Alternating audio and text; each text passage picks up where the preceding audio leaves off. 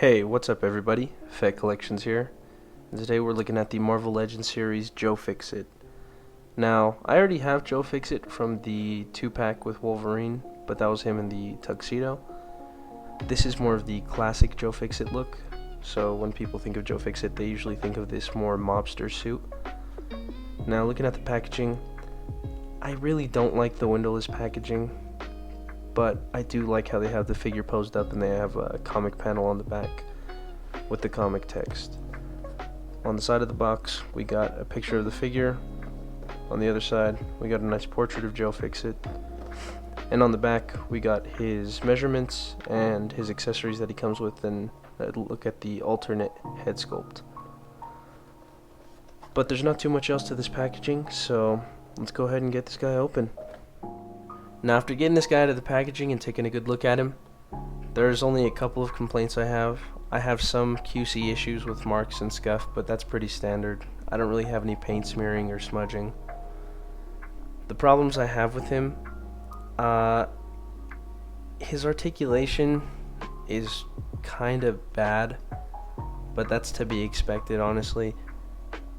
He has the same problems as the 2-pack Joe Fixit. They're pretty much I think they actually are the same exact articulation. The only other thing I would say that I don't really like about him is he has some trouble holding his Tommy gun, and the Tommy gun looks great, but it's that other hand. That other hand can't really grab the other handle, so it does look kind of odd just having him have that open hand trying to grip that handle. Not a huge complaint, but just something I want to throw out there.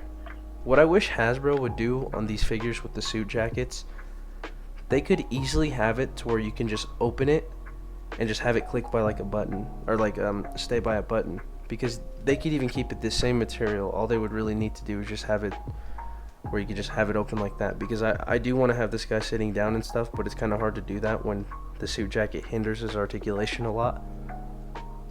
But other than that, that's all the complaints I have. The paint is really good on this guy. He has great sculpt detail. The Tommy gun came out amazing. You could even remove the mag, which is really nice. The head sculpt is also really good. He has that nice sinister Joe Fixit grin. But there's not too much else to say, so let's go ahead and look at his accessories. Now, onto his accessories. He comes with the standard Hulk fists. Pretty good detail. Nice veins on him. The paint and the sculpt just really work well with each other. Not too much to say about those. His alternate head sculpt is him wearing his fedora. And it is a little odd to me that the hair doesn't stick out. Got a little bit of a QC issue right there with the plastic, but not a big deal. Face sculpt looks great. He has the nice Joe Fixit, I don't know, mean look. I don't know how to explain that. Pretty good face sculpt though. Now his Tommy gun.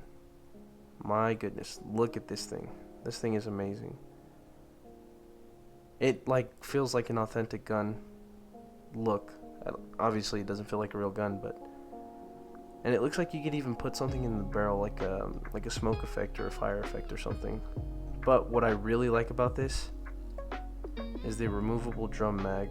I wish they would have gave a little more detail on this side, or close it off, but not a big complaint. And then yeah, you can just clip it back on like that, and it's ready to go. The wood looks really good, and then the gunmetal gray, I don't really see any marbling with it, maybe just beside right here, but pretty good accessories. Now let's move on to his articulation. Now this guy has the same exact articulation as the Joe Fixit from the patch 2-pack. The head is on a ball joint, so you can't really make him look up or down without popping the head off, and you do get a little bit of an ugly gap. You do get some nice head pivot though, I gotta say.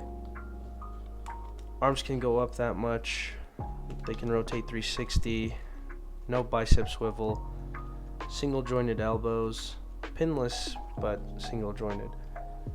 The wrists always kind of stress me out just because the peg is really small, so you don't want to put like that stress on the plastic and break it. So I try not to bend him too far. He has no waist rotation. You can't really crunch him forward or back.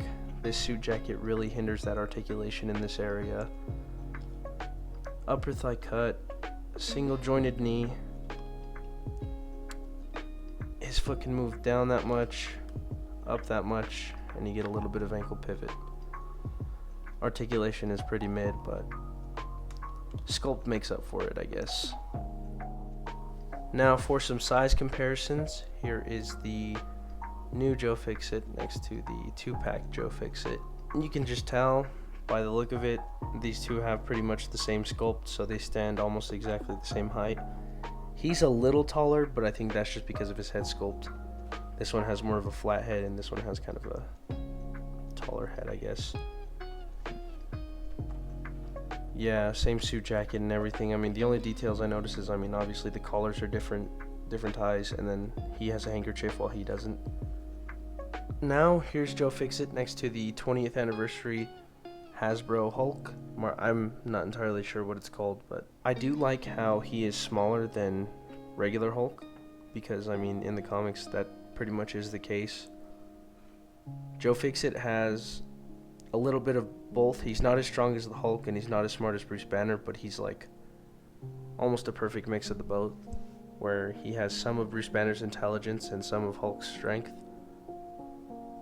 and a little bit of his rage too, but pretty good scale. And finally, here is Joe Fixit next to the X-Men 97 animated series Wolverine. So, final thoughts on this figure. I really like him, but the articulation really sets him back for me. He has really good accessories. The Tommy gun is a huge plus. Both head sculpts look great, but it's just the articulation that really gets to me. I don't mind less articulation on these types of figures just because they're so big, but I do wish Hasbro would put a little more effort into the articulation, because they definitely could make him better. Overall though, I'd have to say Joe Fixit gets a solid 7.5.